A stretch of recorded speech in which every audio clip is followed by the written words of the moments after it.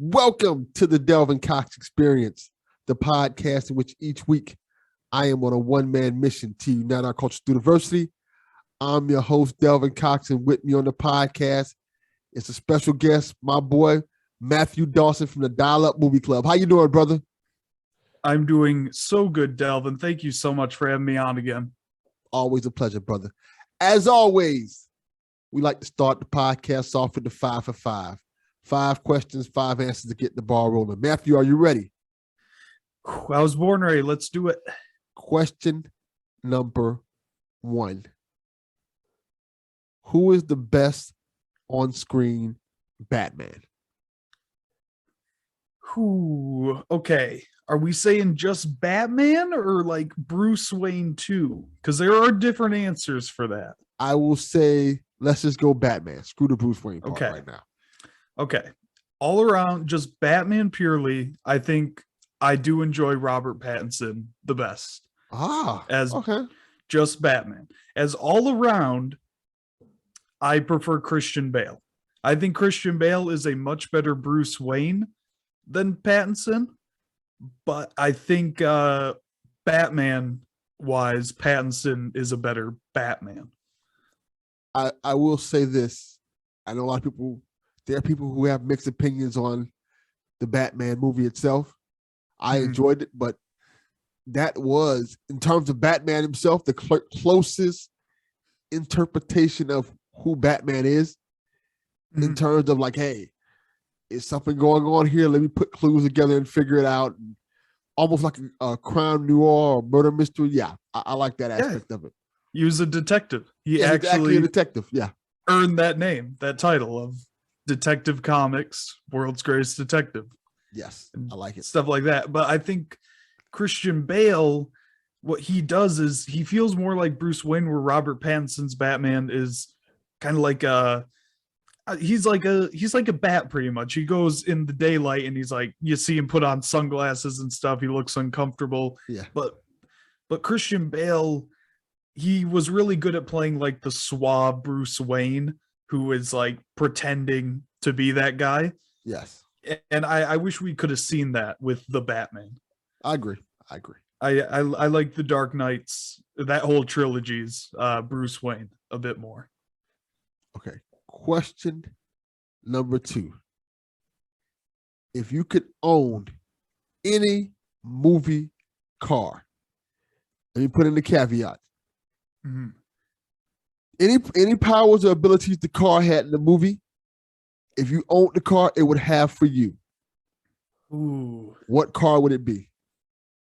Ooh. Or TV show for that matter. Not only just movie. Let's expand the movies and TV show. Yeah. I mean, if it has all the abilities, I got to go with the DeLorean. It's got the look I love. My neighbor used to own a DeLorean, and I love that thing. And then you add the time travel aspect to it too. I mean, who's going to say no to that? Did you see that they're bringing back the DeLorean? Like they're going to make new ones? Yeah, it's going to be an electric car now. I did not see that. Yeah. Ooh, that's awesome. Yeah, they're bringing it back. I'll check that out. But Delvin, I think I don't know if you've heard this. This is worth a Google for you and everyone. I think we should go in on a pair of Peel P50s. PEL P50s. They're the smallest cars on the market. They make them in Europe. They mail them to you and you build them yourself. It's like those little tight cars, but it's motorized, street legal. They have different styles. One looks like straight out of the Jetsons. I think we need to go in on those, and we need to start like a Peel P50 street gang. That sounds pretty cool. Peel 350. That's gotta be expensive. I think it's like $6,500, man. Well, that's not that much. It's not that much. Street legal car, man. And you say Peel, what is it called? PEEL P50. Okay, this gives me something to look up later on. But I like the DeLorean choice. I don't know if I would go to the DeLorean. Back to the Future is one of my favorite movies of all time.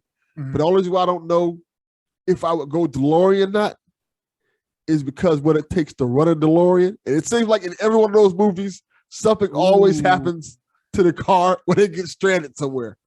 I know that's true. I think in the third one, they changed it so it could run on trash. Or was that the second one? They did. Isn't the third one? I haven't seen those in so long, but I want to say in the second one it's trash, and the third one it's like steam powered because of the train. I think that's correct. I think the second one is trash, and the third one it ends up becoming a train because the original DeLorean gets destroyed. Yeah. But yeah, I love those. Yeah, I don't have any access to uranium. So yeah, that's why I said it's out. That would be a problem. But if you get I guess the upgraded model of DeLorean with trash, I guess that kind of solves that problem. Yeah, that's true. Yeah, let me clarify, the DeLorean 2.0, the one that flies, the trash. Yeah, the one that flies with trash. Yes, that's the way to go. Such a good movie. The whole trilogy is great. I need to rewatch it. I do too. It's really good. Question number 3. You have a movie podcast. That's why some of these questions are movie centric. Yep. So let me ask you a question. What is your favorite movie that you didn't want to watch? Now, what I mean by that is a movie that somebody forced you to watch, whether it's like your girl or your family, and you're like, I don't want to see this crap. And then you end up seeing, you're like, oh, this is amazing. Yeah. Okay. The first one that came to my mind is when I was a kid, my dad, he had me in all these sports, all these martial arts. I wasn't really too into it. I liked some of it was no.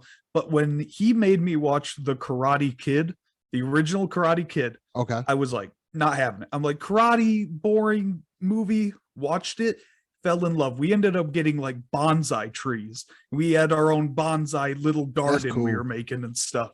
Like, I fell in love with Karate Kid, and even now I watch Cobra Kai and all that. So yeah, probably Karate Kid would be there. And we just covered Karate Kid in January on the podcast. So have you seen all the movies? I have not, actually. I've only seen the original and the Jaden Smith one. I heard the rest weren't really worth the time. I will say this. I think 2 is pretty good. Okay. So I recommend watching 2, especially if you like Cobra Kai, because 2 ties into Cobra Kai. Okay. 3 is where it goes left and it gets wild. So it gets like almost comically ridiculous in 3. Yep. Like the bad guy, I think his name's Matt Barnes, or something like that. He's over the top bully type guy. He's like, what is the bad guy from Karate Kid named Johnny? Oh, yep, Johnny. He's like Johnny times 10. So, and it's hilarious. And like his Cobra Kai teacher like acts like a coke addict. So you have to watch it. You watch 3 just for the entertainment value. I can't believe this is part of the trilogy. It's so weird. You've sold me on it. I feel like I want to watch 3 and then 2. 2, I think is good. I actually enjoy 2 a lot. 2 is a pretty decent movie. I don't think it's as good as 1, but it's pretty interesting and decent how they do things in terms of how they flip the story around. And instead of it being about Daniel's son, it's more about Miyagi and his history in Okinawa and Okinawa. Why I say Okinawa? I said that completely. Okinawa and his kind of feud that he had there, which I think is a really cool story. Yeah, that's the one where they go there, right? And yes, there's like a hurricane or something. Yes, I have seen clips from it, but not the full thing. Yeah, I think it's entertaining. The Jaden Smith one is just interesting. I don't think it's bad. It's just interesting because it has nothing to do with karate.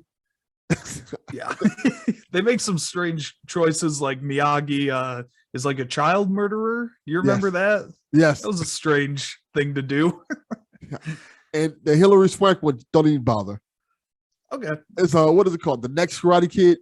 Yep, I've seen that on Netflix. That is terrible. Didn't click it. That is terrible. That is legit terrible. When's she going to Cobra Kai? I would But I would not be surprised if Hilary Swank showed up on Cobra Kai. 100%, I wouldn't be surprised. Especially they have a way of bringing people on that you don't expect. Especially considering where they're going to with this season. Yeah. Because this season, this is slight spoilers, but it's not really spoilers. This season is going to lean into Karate Kid 3. Because John Kreese, not John Kreese, it's John Silver, I think is the bad guy name. Yeah, yep. He is the bad guy from Karate Kid 3. Is he the crackhead Johnny? Yes. He's the coked out sensei who's all hyped up and coked out. Oh, okay. Yeah. Yep. Like I said, watch Karate Kid 3 before you watch. Before the next season of Cobra Kai comes out, watch Karate Kid 3 and you'll see them talk about it. Sounds good. I'll put it on my list. Yes. Question number 4. If all the characters from Cartoon Network had a fight with all the Nickelodeon cartoon characters, who wins? Ooh, man, that's tough. I've seen, I mean, there's art out there of like all the Nickelodeon characters and all the Cartoon Network characters. And just thinking, I think Cartoon Network has some powerhouses because they had some like action shows. You know, you had your Ben 10, your Powerpuff Girls, the Samurai Jacks. Yes. Teen Titans Go. Teen Titans, obviously, yes. Both Teen Titans and Teen Titans Go. Yeah, yep. But Nickelodeon was always more comedy focused with like SpongeBob and Cat Dog and all that. So I can't like. They also had the Ninja Turtles. Nickelodeon has the Ninja Turtles. Good. They have the Ninja Turtles. They have a couple of other shows that are action oriented, and plus their characters don't really get hurt. Like Ren and Stimpy's weird, so they don't get damaged. They just gross you out. They've had a couple of characters that are really interesting. Yeah, the Fairy Odd Parents could do like anything. Jimmy Neutron. Wishes. Yep, Jimmy Neutron's a genius. He and Dexter are going to go at it for a while. Yeah, man, that's a good fight right there. Man, but yeah, I think I'm leaning more Cartoon Network still. I think Jack is going to take out the Turtles. We got Ben 10 is going to take out Danny Phantom. Dexter and Jimmy go at it. Yeah, I think the Cartoon Network team got it. Okay, I like that answer. Yep. All right. Question number 5. I know you're a big Sonic fan. I am. Give me 3 characters you would like to see in the next Sonic movie? Besides the ones we already know, like Knuckles doesn't count because we know Knuckles is in the movie. And Tails as well, because we know Tails is in the movie. I still, saying I'm wrong, but and I've said this from the start, from the end of Sonic the Hedgehog 1, I pretty much wrote a script of what I want the sequel to be. And it's kind of looking how it is. How Eggman deceives Knuckles into helping him. And then at the end, you know, your standard Batman v Superman, Godzilla versus Kong, the 2 main guys who are fighting got to come together, fight a bigger foe at the end. I think the end of Sonic the Hedgehog 2 will be Sonic, Tails, and Knuckles versus Metal Sonic. And they're hiding it. And they're hiding it very well. Or he's going to be in the post-credits. I'd be fine. I want Metal Sonic. That's my first. Okay, I like that. Oh, man. I'm trying to think because I don't want to overload it. But I think if not Metal Sonic in the post-credit scene, definitely Shadow the Hedgehog. Okay. He's like number 2 of my favorite characters in that Sonic with a gun. Yep, Sonic with a gun and a motorcycle. Yeah. And he says damn, which was very shocking as a kid. Yes. Shadow the Hedgehog was my first Sonic game. So when he dies and just goes, damn, I almost felt like I had to return it. I was shocked. And I guess she's not like I'm itching to have her. Actually, no. Screw Amy. I was going to say Amy, but no, screw Amy. They're setting up a Knuckles TV show. Do you know that? They're doing a Knuckles show for You know Paramount. good and well I did not know that. I had no clue that they were setting up a Knuckles TV show. Yep. Not at all. Knuckles is getting a solo show for Paramount Plus. And I really think the villain of that should be Rouge the Bat, because that's who he goes up against in Sonic Adventure 2. So if they set her up along with Shadow, even better. Rouge the Bat is the one that everybody draws the crazy pictures of. Yep, and I'm the one that looks at him. They love that. I tell you, they love that bat. Mm-hmm. Yeah, every you can't look up Sonic without seeing that bat scantily clad. No, they knew what they were doing. They knew what they were doing in the 90s. Yeah, they did. So Matthew. Yes, sir. You're working on something cool. I So am. tell the audience why you're here. I'll let you. Okay. The floor is yours. All right, sweet. Yeah, I have a podcast called Dial Up Movie Club, where me and two buddies are on the search for the greatest movie ever. And every month we have a theme. Each one of us has a week to pick a movie related to the theme. And we watch the movie, rate it out of 10, and we combine the scores up and we total them out, and it's basically a competition. So you can pick the best movie and rate them fairly. And we bring on guests every month too. Delvin's been on the show. Check out, he brought us Saw for our Halloween episode, which was great. And so we've been doing this for about a year now, and the growth has been insane. I'm incredibly proud of this show, and I wanted to give something back to the world, so this is something that's been in the work for a few months, but we're finally ready to bring it in for Earth Day. And we were in Florida, and my girlfriend says, as a joke, Crocodile Up Movie Club. Delvin, I know you're a Florida guy. You're going to tell me, no, Yes. Those are alligators, you dummy. But it was a fun joke at the time. And and I was like, yeah, that's funny. And I thought about it more. Crocodile Up Movie Club. Yeah, I can market that. So ended up creating a shirt. My buddy Drew, who is on the show, he is a graphic designer. He created the shirt, Crocodile Up Movie Club.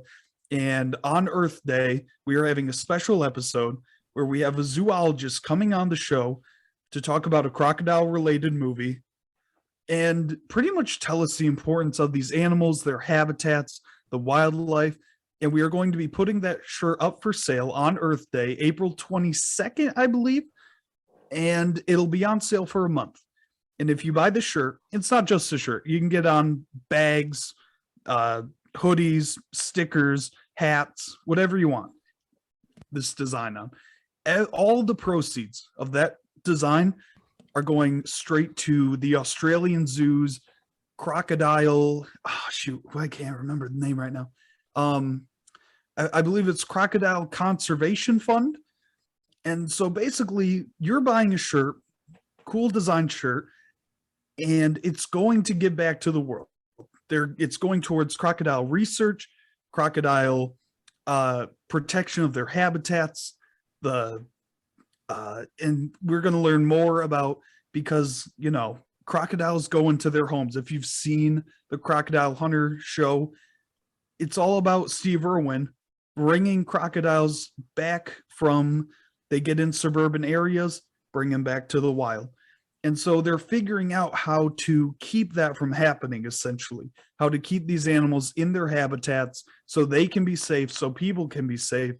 And it's going to benefit everyone. And that's a really cool cause I wanted to fund and have some fun while doing it. So it's going to be a huge episode, huge merch. Go support the merch. You're not even supporting us. Like, if you want to support us, get our merch, of course. But this is so much bigger than that. So just get this when it goes up. I don't know when this episode's going up. Maybe it'll be on sale. Maybe it'll be a couple weeks, but sure. Either way, go to our Redbubble, look up Dial Up Movie Club. You should have a store to click on, look at all our options, pick what you want, and just go with it. You're helping the world out. You're getting a sick shirt or hat or whatever you want out of it. And it's going to be a really cool thing. I'm excited to see how this whole thing goes. It's a cool idea. And you're correct. Miami has South Florida has alligators. Crocodiles are different parts of the world. But yes, I think it's really cool idea that you're doing this, and I think it's important. Like the preservation of these animals, well, animals in general, but specifically alligators and crocodiles, are very important to our ecosystem and our environment. A lot of people don't realize that, like, how do I explain this to people so they, in layman's terms? Alligators are important because there are certain creatures that alligators eat that affect the environment. If you mess up the ecosystem, it messes up the environment.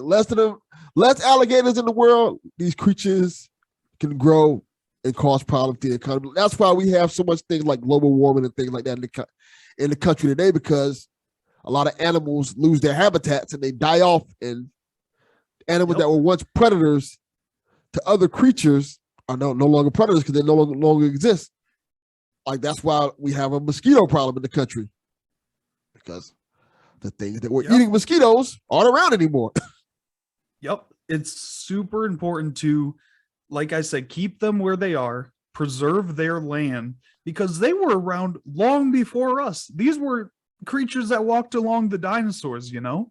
Yes. And now you see their populations declining, and that's a scary thing to witness. Some of the oldest creatures on the planet that, like, who knows how long they have left. So it's so important now more than ever to conserve these and their habitats, which, like, if you're funding the habitats, even if you're like, oh, screw alligators, they're scary, you're protecting all sorts of, you know, cute turtles and birds and other things too.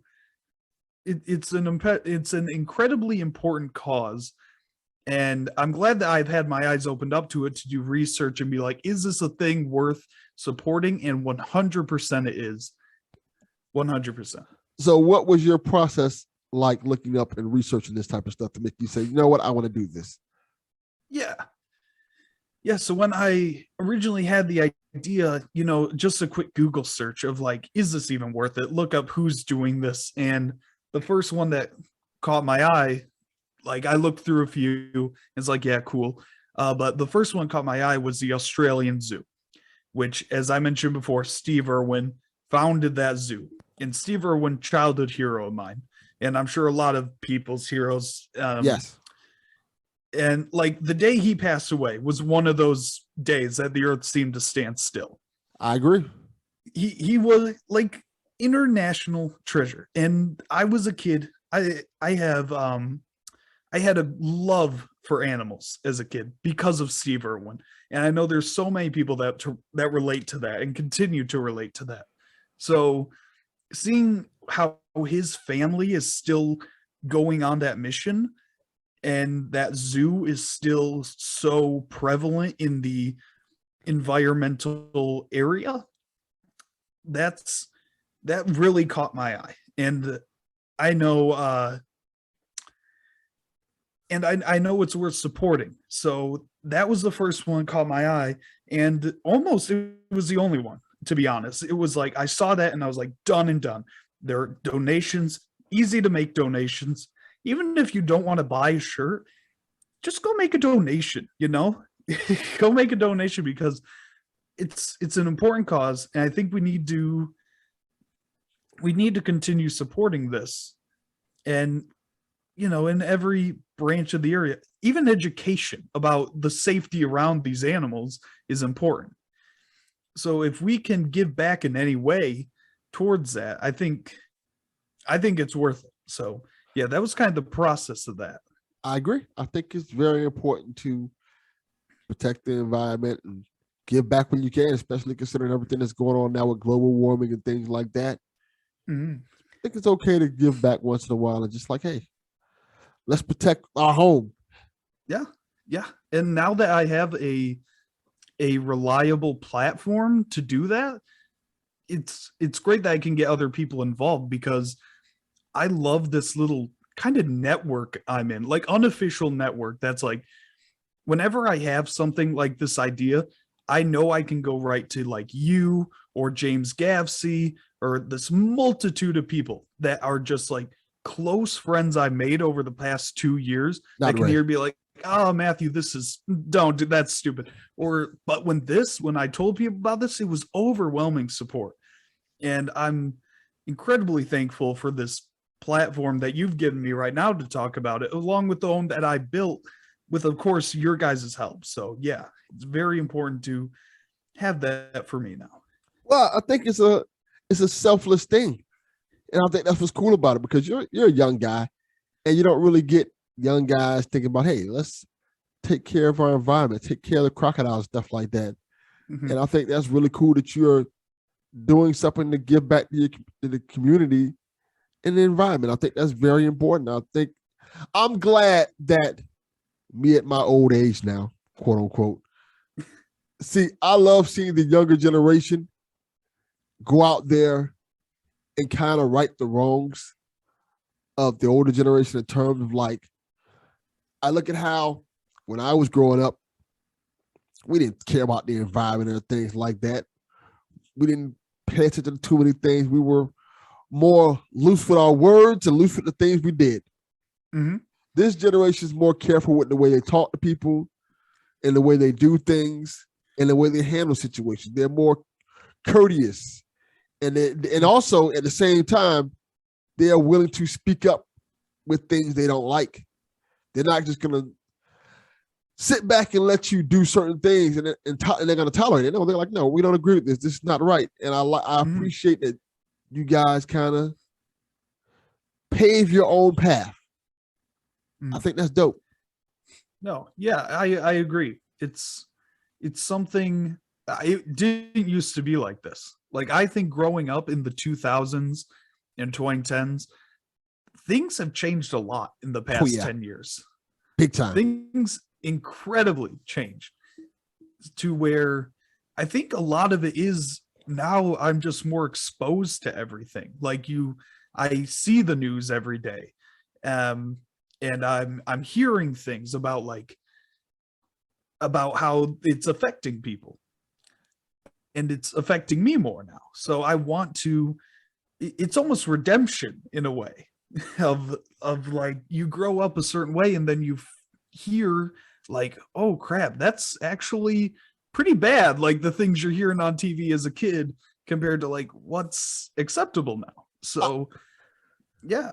I think social media and just the digital age in general plays a part to how the younger generation sees things and how the older generation reacts to things in terms of how, not to get political or anything like that, but we live in a time where if there's anything you want to know, you can Google it.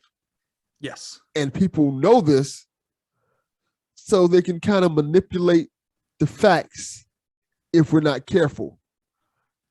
But this generation is good and know, not the older ones. Older ones just look up stuff and they just go based off what they see. Yep. But the younger ones kind of Facebook. Yeah. If the younger ones kind of can see through that and filter through things. So you just can't run.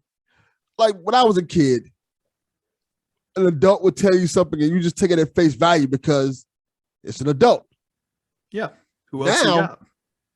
Kids are more like, I don't know if I believe you. Let me Google this.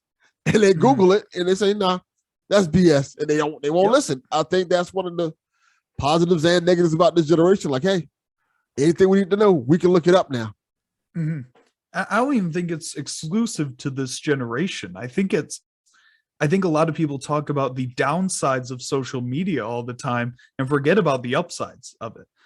Like you can be harsh and say like, oh, cancel culture is bad. But you can also look at it in other terms of being like, maybe celebrities should be held accountable for their actions every once in a while. That's cool too. And, and also, yeah, the ability to Google and the ability to build a platform for yourself, like I was saying earlier. These are all things you couldn't have done 20, 30 years ago that now anyone could hook up a mic to their computer, start a podcast, get a Twitter, grow a following, and then use that to do some good in the world.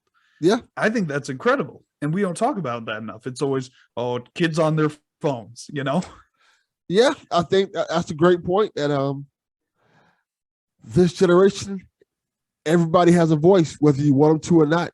Anybody can go up there and make their own podcast, make their own YouTube videos, make their own TikTok, kind of talk about whatever they want to talk about. And for better or worse, they deal with the consequences of it, but it's your decision.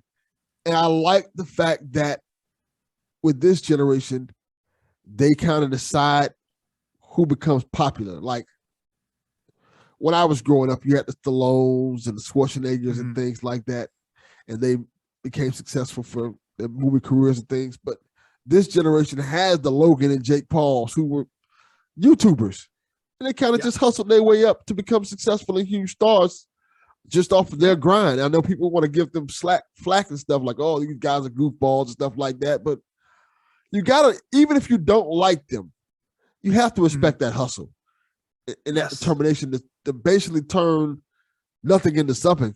Even if it's just sitting in front of a computer 7 to 10 hours a day making videos that people like. That is a task, and that's impressive to build that audience and make that much money to the point where you can help and fund and basically take care of your family off of. That's awesome. Yes. I someone told me a year or two ago that and this really pushed me to do the podcast. It's no longer about jobs anymore. It's almost all about the side hustles. What you can do off your time to you could make money off of it, sure. Like I'd love to start making some money off the podcast, believe me. But it's more so what you can do to fuel your mind when you're in that off time, creatively, like I said, economically, whatever you want to do. And so what this is doing for me, and I was just telling someone about this the other day, is when I get off work, I come home, I edit or I record, I do something that at the end of the day, I feel accomplished. And this Crocodile Movie Club is something that I feel everyone can participate in and feel accomplished. And that's what I'm trying to do. I want to unite people for good causes, and I want to continue to do this. Like Crocodile Movie Club, I want this to be the start of something. I don't want this to be the one and only time we do something like this. And I think as long as other people can get on board with it, and it'd be cool to see other, Who Would Win Show is doing a really cool thing, funding Ukraine and giving people access to do that. Yeah, I donated. I think that's been incredibly cool. Yeah, you donate. I donated too. And I think there should be more stuff like that. If you have a platform, why not use it, Yeah, I agree. I try to do that with my platform all the time. It's not necessarily just talking about everything that I know, but just things that people want to discuss, and things like you bringing up about the environment and things like that, because it's a lot of things that I don't know. And I like to learn about things and how I can help. And I think it's awesome that there are people out there with the resources and abilities to teach us so we can learn, and is willing to teach us so we can learn. Delvin, what's your tagline of this podcast? Uniting the culture through diversity. 100%. That is your platform, and that's what you are doing. I think that is incredible. Yeah, I try. I'm gonna blow you up here in a second. I don't even care, because I think recently you have been on top of your game, and I've been feeling this way about me too. And I've been really feeling like the creative juices around everyone in this little podcast ring I'm in, they've just been feeding off each other, and everyone is growing exponentially because of it. And I'm really just been proud of everyone I've connected with online over this. I think I've listened to a lot of your recent episodes, Gutting Sacred Cow, of course, Who Would Win, my own, and the feedback has been growing. Everything has been growing, and people love what others are doing, and it shows. That's great. I like that we've got this little community of podcasters who work together that listen to each other's shows. I can see people who listen to Gutting Sacred Cow who also are Delvin Cox Experience fans, who also are Who Will Win fans. And I think that's cool. I like the fact that the community is growing like that. and the community is like, hey, oh, there's a dial-up movie club. Let me check this out. It's kind of another branch of the universe growing out.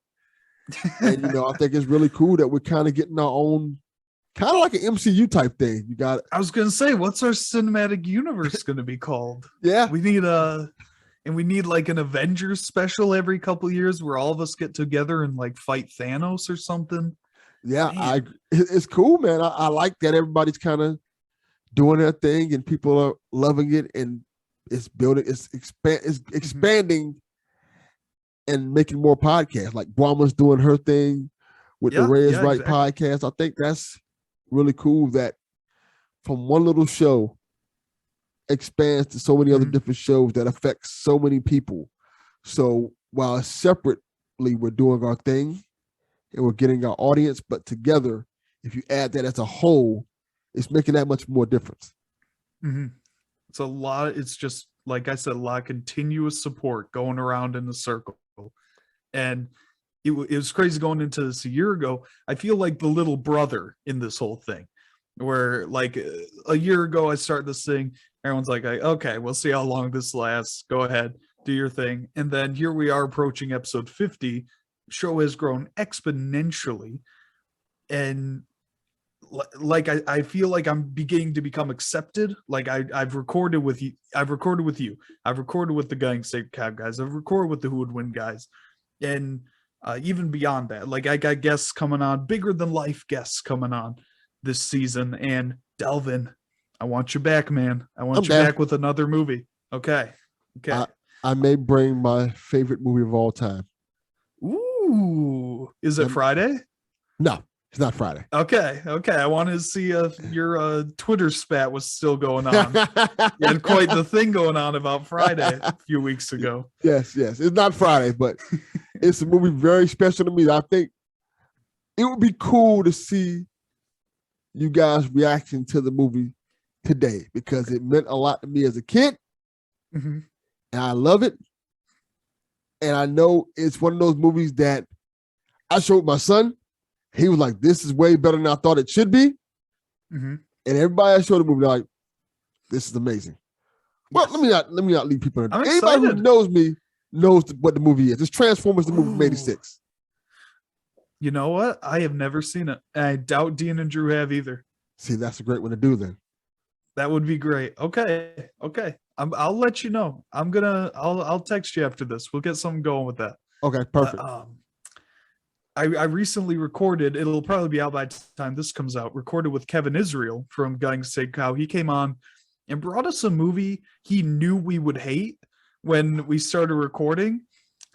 Van Wilder. Have you seen it? Yes, I have. Yeah. I say it on the episode. Check it out if you want to see Kevin Israel just emotionally torture us for an hour and a half. It's a fantastic episode. It was fun recording it. But Ryan Reynolds, right? Man, that movie. Yeah, Ryan Reynolds. I want to say is that one of his first movies? I believe it's his first movie. Yep. I remember it because I don't think I liked it when I saw it. Like when it first You'd be right. I don't remember liking it. I thought like this is weird. He looks weird. Ryan Reynolds does? Yeah, he looked like, it's like, how do I describe it? Watching that movie, it looks like he's acting. Okay. In a comedy. And the one thing you don't want to do when you're in a movie is look like you're acting. Okay. I see what you mean. Like he's reading lines and stuff like that, as opposed to big into it. It kind of has a weird Ferris Bueller feel to it. Okay. But nowhere near as good as Ferris Bueller. I did not like that movie. I don't. Maybe if I watch it again, I'll like it. But I remember watching it like, this is dumb. I specifically remember saying this is dumb. You know what I want to do, and I've been teasing you this with. Yeah, I've been teasing you with this online for a long time. I desperately. This is my dream podcast. When this is like we were talking about the MCU, this is my end game. Okay. I need to do an episode talking about Spider-Man 3 with you. I'll do it. I'll gladly do it. I need that. Okay. I think the first episode we ever did was Spider-Man, and I think every year for Dial-Up's anniversary, I want to go through another of the Raimi trilogies. So like this June, I believe we'll be doing Spider-Man 2, and then next year Spider-Man 3. I want you on that episode. Okay, I'll we have very differing opinions on that film. Yes, it's not good. No, I airdropped you copies of the movie when I flew over your house in Florida, and apparently you shot them down. It was a horrible thing. Yes. I am very interested. I haven't watched it in a while. My son watched it. I want to say last year because before No Way Home came out, he had this brilliant idea of I want to watch all the Spider-Man movies. Yeah. So he went through every last Spider-Man movie before No Way Home came out. That one was not his least favorite, surprisingly. What was his least favorite? Amazing Spider-Man 2. That is justifiable. Yes. We rewatched that for the pod. Not as bad as I remembered it. Yeah, I don't think it's that bad. People don't like that movie, but it's nowhere near as bad as people make it seem to be. Yeah, no, the Mary Jane scene alone, not Mary Jane. The Gwen Stacy scene alone makes great. That scene is great. 100%. I think it has almost. I think it does have the best visuals of any Spider-Man movie. Besides Into the Spider-Verse, of course, live action Spider-Man movies. I do like the visuals of it. Mm-hmm. A lot. I think I would probably say the first Amazing Spider-Man is the worst one, just because it's just nothing to me. I will say, I think my son didn't like that one as much either when he watched it, if I remember correctly. I like it. It's very campy. It is very dated if you watch it now. Mm-hmm. Although I did forget Far From Home exists, and that movie's garbage to me. I like that one. It's so bad. I think it has a Iron Man 3 feel to it almost. Okay. Which I know people don't like. People are hit or miss on Iron Man 3. I like Iron Man 3. But they have the Iron Man 3 very underrated. In terms of like, you see Peter a lot outside of the costume, and people want to see Peter as Spider-Man, and he's not Spider-Man throughout the movie. Or like he's Spider Monkey or something like that, or Night Monkey or something. Night Monkey, yeah. And then he's just regular Peter Parker, and like, this is cool, but I know people want to see him as Spider-Man. Yeah. Yep. I mean, I think that movie, it's just, I have a lot of problems with the way, because it comes right after Endgame, which was this huge thing, and you're like, how is this movie going to handle it? And how does it handle it? It makes a joke at the beginning, and then it just ignores the events of Endgame for the rest of the runtime. Yeah, I that's a fair assessment. I feel like Falcon and Winter Soldier is really the show that touched on Endgame after Endgame stuff. Yep, that did the most. Which I liked a lot. I know people had their problems with that, but I enjoyed that show a lot because of that. Like, this is interesting looking at this world and how it's not so as clean and nice as people made it seem. And like even like in Spider-Man, like you said, Far From Home, people made it like, everybody's fine. Everybody's back home and stuff like that. And everything's just fine. But when you watch the Marvel shows, like there's a couple of them that touched on it. I want to say WandaVision had a cool thing. Yeah. Where like she comes back and she's at the hospital and it's like, oh crap, all the hospitals are overrun. Yes. Like that'd be a real thing. That was cool. I want to say Hawkeye did something too with it.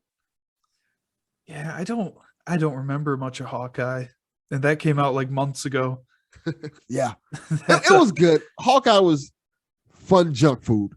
That's how I describe Hawkeye. Hawkeye was fun junk food. Yeah. Yeah. I seen someone the other day said something that stuck with me, is that Black Widow movie, A, should have been out 10 years earlier. Yes. And B, if it did come out when it did, should have taken place between Infinity War and Endgame.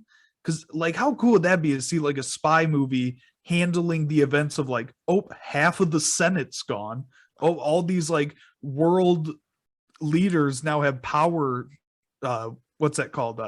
Power gaps or power struggles in world governments, and how a character like Black Widow could really like have a cool story in that environment. Your friend should have wrote that Black Widow movie. They should have. That would be a incredible. lot better. A lot better. Yeah, that movie's bleh. Yeah, it's not good. It's just no. 10 years late and just doesn't add anything, like it adds characters, but like no substance at all. I was not a fan of that movie at all. No. Bottom 10 MCU movies for me. And I think the Batman, I posted that I think the Batman's going to be interesting. The lasting outcome of what that movie is going to have on cinema, because now it feels like the MCU has to try harder, to me at least. Like seeing the Moon Knight stuff, I was pumped for it when I first saw the trailers, but now I see some more trailers and it just doesn't feel the same, because it's like, oh, he's cracking a little joke when he fights the guy. And I'm like, but I just saw the Batman and it's dark. It has a ambiance to it. Yeah. And MCU kind of lacks that. It feels a lot like a product more than art at this point. And I don't want to sound snobby by saying that, but maybe that's the wrong term. But yeah, I feel that a little towards the MCU. So I want to see them. I'm not saying like MCU is bad. I love the MCU. But I think they should really up their game now that DC has a good movie every 10 years.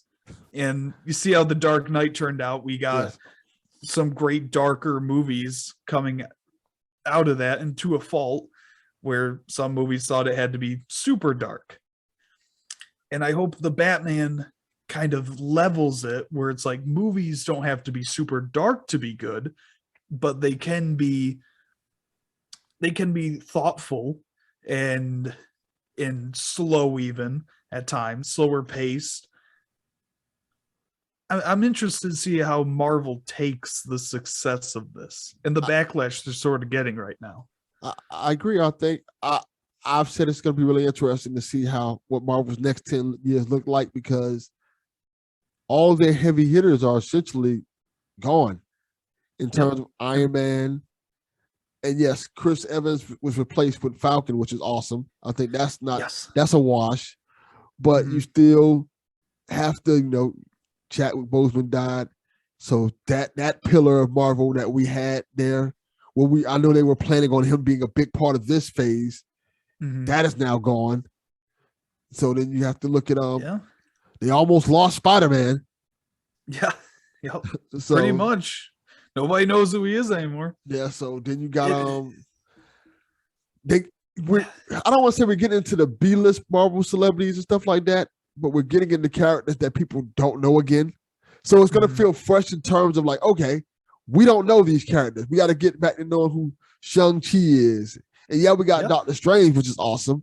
But then you also have Miss Marvel that we're trying to introduce the world to, and you have all the Eternals.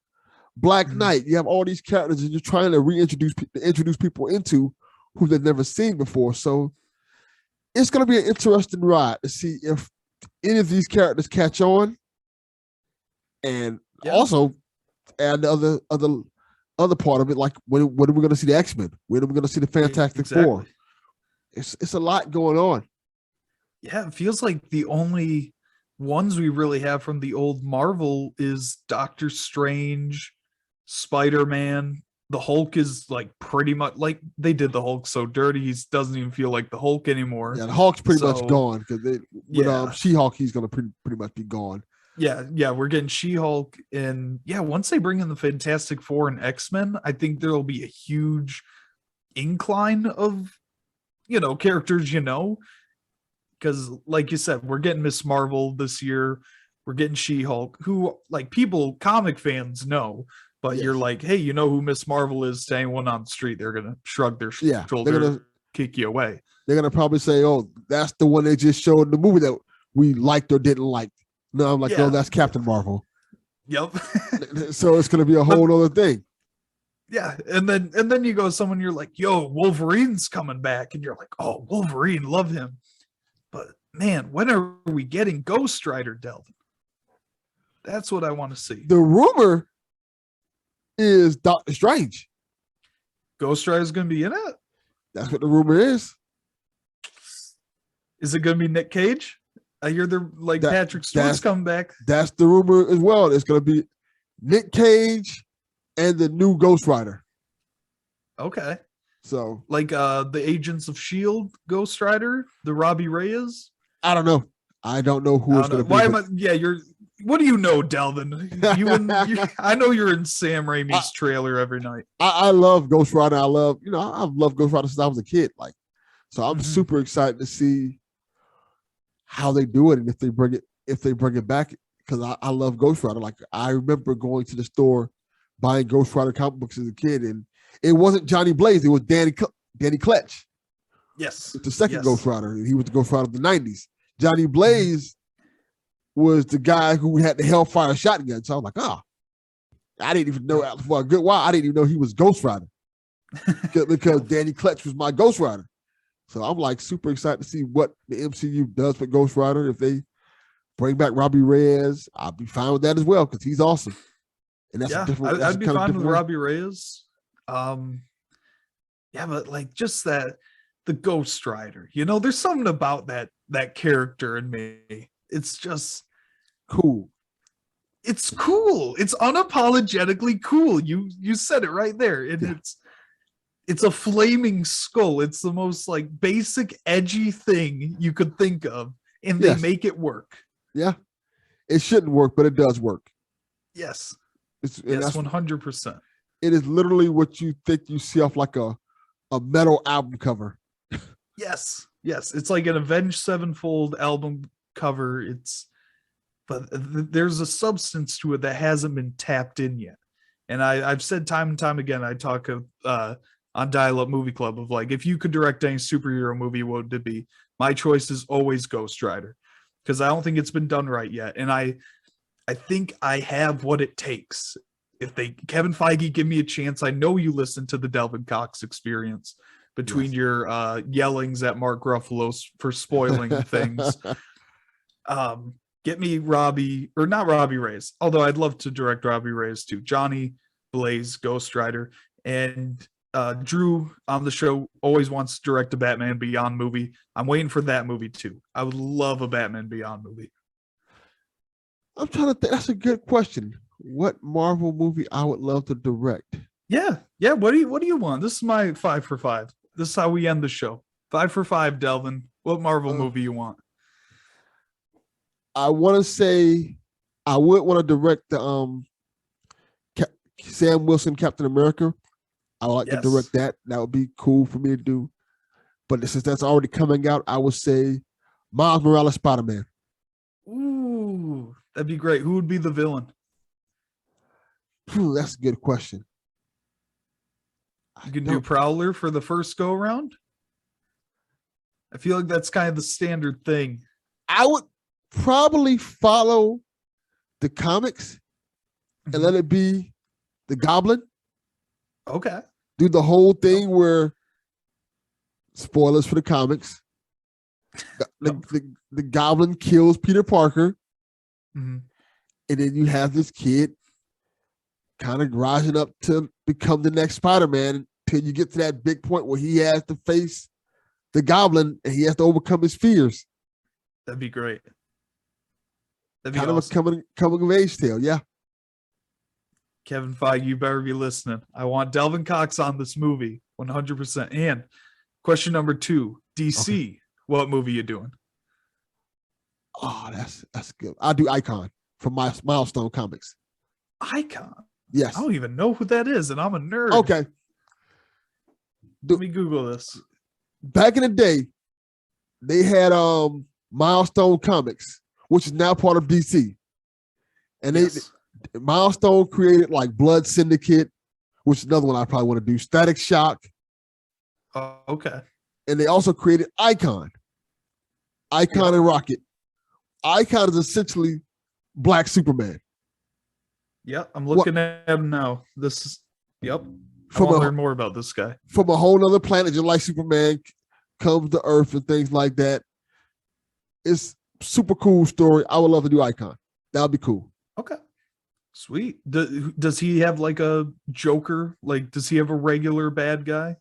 Not really. His most of his stories have to do with the political climate and things like that, and trying to live his life in a world because he's black, but he's an alien, so he doesn't understand the culture that comes with black culture and things like that, and like the systemic racism and stuff like that. He understood it. Like it's an interesting story because how it's been done. Interesting. Because how it was done in certain comic books. One version of comic books, he came to the earth so long ago that he lived through slavery and all that stuff. And he experienced all that stuff, and now he's like a successful businessman. And there's the other one where he's still trying to figure out the world that he doesn't quite get because he's an alien. I love that. I love you take the Superman story and simply change that he is African American or black because he's not American or African. Yes. And see just how different that turns out. Just that simple change. I love that. I think that'd be an awesome movie. Man, got me thinking. I got to read this. I just got the DC Infinite app, so I've been reading nothing but Injustice recently, but I got to get on other things. Icons. Injustice is cool. I like Injustice. I love Injustice. I'm catching up on there. I got like the year awful. One movie is so bad. What they do really bad for? It is. I was really so pumped for it. So bad. Oh man. Question number 3. This is a debate I've been having for a long time, and I want to ask you: do you prefer Cyborg, DC Cyborg, when he is on the Teen Titans or the Justice League? That's a good question. I want to say Teen Titans. Yeah. I like him on the Justice League a lot, but it's kind of, and this is unfair. I kind of associate him with the Teen Titans because I've seen it with the Teen Titans so long. Whether it's the comic books and stuff like that, all the best Titans runs, and the comic books had Cyborg as the primary member, and then you had the cartoon show. Then you have Teen Titans Go. So then when you see him in the Justice League, it almost feels weird, even though he's been there for a while now. Yeah. I kind of don't associate him with the Justice League. I associate John Stewart with the Justice League. Yes. Because that was my, like, Justice League Unlimited and stuff like that. That was my cartoon show. So when it comes to Justice League, that's the team I see in my head. Yeah. Yep. The John Stewart, Hawk Girl, Superman, Batman, Wonder Woman, and the Flash. Martian Manhunter. And Martian Manhunter, yes. He needs it. Yes. Yep. That like, to me, that is the ideal Justice League lineup right there. Yes. And I would also, Hawk Girl I've never been super into. I almost sub her out for Green Arrow and Black Canary, add them in. That works too. That's the lineup for me. That works too, because they were in the lineup for Justice League Unlimited. So yeah, that works perfectly. Yes. Yep, that's always been my lineup. Man. Oh man, 2 more questions. Delvin, number 4. Aren't you glad this turned into my show? I'm just hijacking you. I like it. Okay, sweet. Okay, so you're on the PlayStation Experience. Yes. Right. This is a great show. I love this show. Thank you. Because I get to ask questions and have you guys judge me for my questions. Yes. And so, what is the best worst game? Like a game so bad, but you love it anyway. That's a good question. I like a lot of games that people would consider bad, but they're not really bad. They're like 6s and 7s.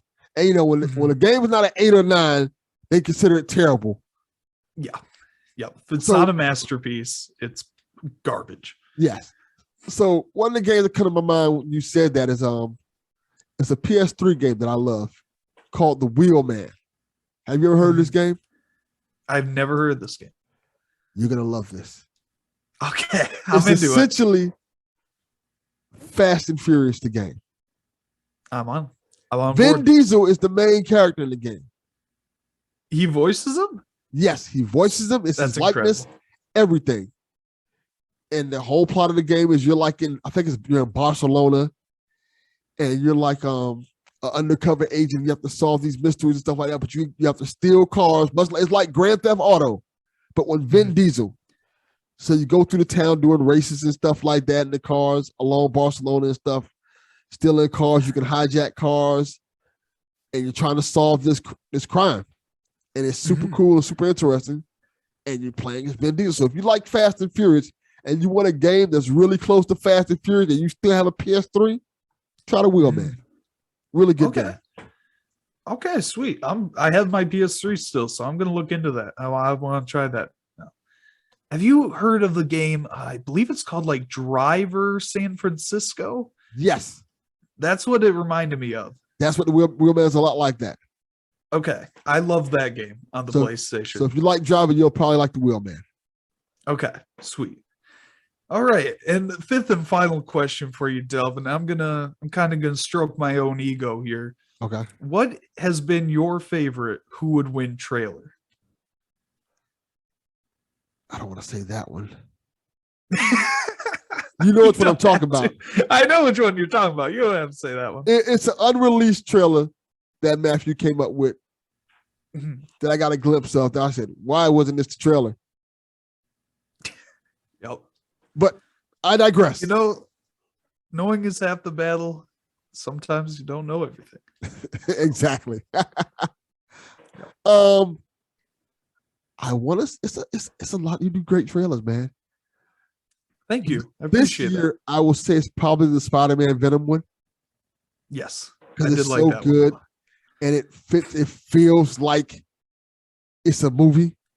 And you did a masterful job of making it feel like, okay, they're in the same universe, but they haven't met yet.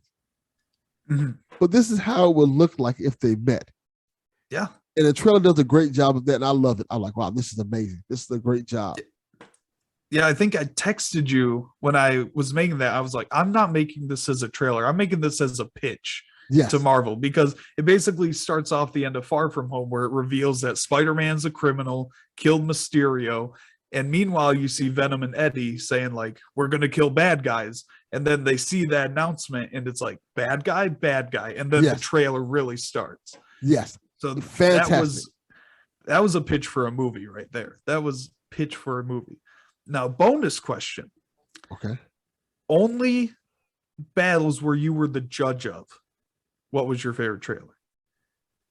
You've been judged 4 times? I want to say that's correct. Peacemaker versus Black Knight. I like Celine that trailer. versus Zombie Captain America. Yes. Oh, what other ones?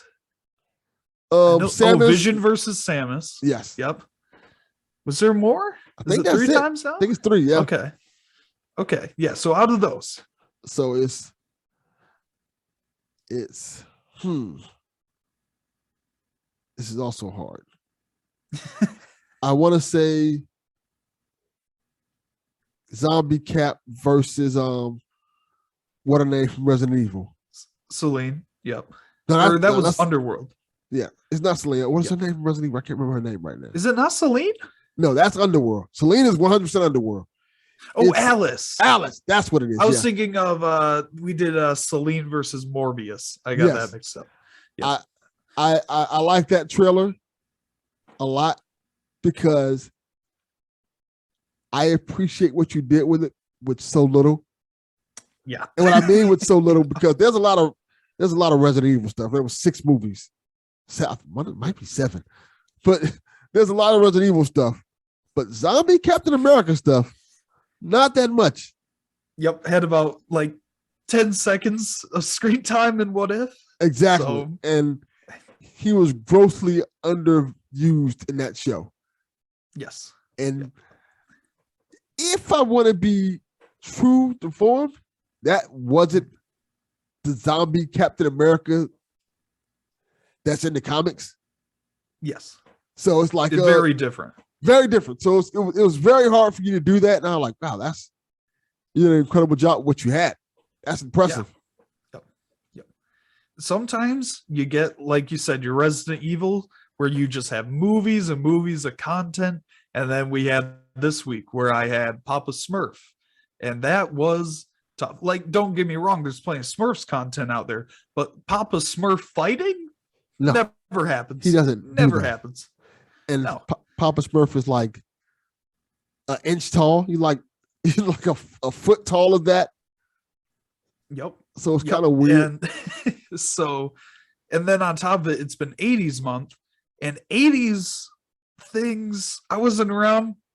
I don't mean to insult you, Delvin, but you guys did not have the best quality of footage. Not at all. You had not in the least bit. Big box TVs. So trying to find HD footage on top of that to make the trailers look nice, very difficult this past couple of weeks. So I've been doing that whole filter thing to make it look like an 80s show, so I can kind of, wiggle in some bad footage in there and it looks the same. As a person who watches a lot of 80s cartoon shows, that's like my thing. 80s and 90s cartoon shows, the visuals don't hold up. Yep. Like even I would go as far as, even if you watch early SpongeBob, it doesn't. It also affects that because of the way it wasn't. I want to say it wasn't letterbox or something like that. Okay. Yeah. So the formatting is off when you watch it on a big screen TV. Yes. Yep. Like old Simpsons, everyone was mad that they had formatted that to widescreen when it went to Disney Plus. So they eventually fixed it to be the normal aspect ratio, and it looks much nicer. They stretched it. Yeah, exactly. So some shows you just have to live with that, because that's the best you got, and it's going to look better than if you stretch it out. I agree. There is a charm to that, though. Like those old SpongeBob episodes I always liked, how it's more hand-drawn, that first season. Oh, yeah, definitely. I love the first 3 seasons. I love SpongeBob in general, but I love the first 3 seasons of SpongeBob. They're great. Yes, same here. And those old cartoons, too. I honestly haven't watched too many 80s cartoons, but 90s, you got like the 90s Batman show, looks phenomenal still. Yes. Holds up great. The Spider-Man cartoon, every time it's not doing the whole 3D city, yes, which was terrible, looks very good. Whenever you guys in the 90s, you found 3D animation and you said, this is it. This is the future. This is the future, and it doesn't look good. Did you guys know it didn't look good? I wonder this sometimes. I did with Beast Wars. I thought Beast Wars was atrocious. Beast Wars. Everyone recommends Beast Wars to me, and then I watch it. I never liked it. I never liked it. I know people love Beast Wars. I'm a huge Transformers fan. That's one of the Transformers shows I did not like at all. I know as the show got older, it got better. The animation got better and the plot lines got better, but I did not like Beast Wars at all. Yeah. Like in the least bit. I can't watch it. I tried. I can't. There's something about it. Yeah. This is my favorite part of the show, Delvin. When we go off the rails and just talk about nerd shit. This is it. This is what needs to be. But man, that was the 5 for 5. Thank you, Matthew. That was awesome, man. Appreciate that. Thank you. Man, I think that'll do it for us, man. Thank you for coming on, Matthew. Let them know where to find you at and where to check out this thing you're working on. Yes. So you can find me on Twitter at Hopper2400. That's the main spot, but I want to shout out Dial Up Movie Club, mostly movie podcast where me and 2 buddies are on the search for the best movie ever and meet some new friends along the way to help us do that. Crocodile Up Movie Club episode should be coming out Earth Day, April 22nd, and the shop will also open for all the Crocodile Up Movie Club merch. So you buy the shirt, you know that money is going to a good cause. And that shirt will be a limited time, 1 month. At the end of the month, we'll take all the money, donate it, and you're helping save the earth, essentially. So it's a good cause. You get a sweet shirt out of it. We will reveal the design soon. Maybe it has already been revealed when this episode comes out. But yeah, be on the lookout for that. And you can check us out on all your podcasting platforms. Club Dial on Twitter at Club Dial. And just check it out. I like it. Thank you guys for listening. Delvin Cox Experience. We are out. Peace.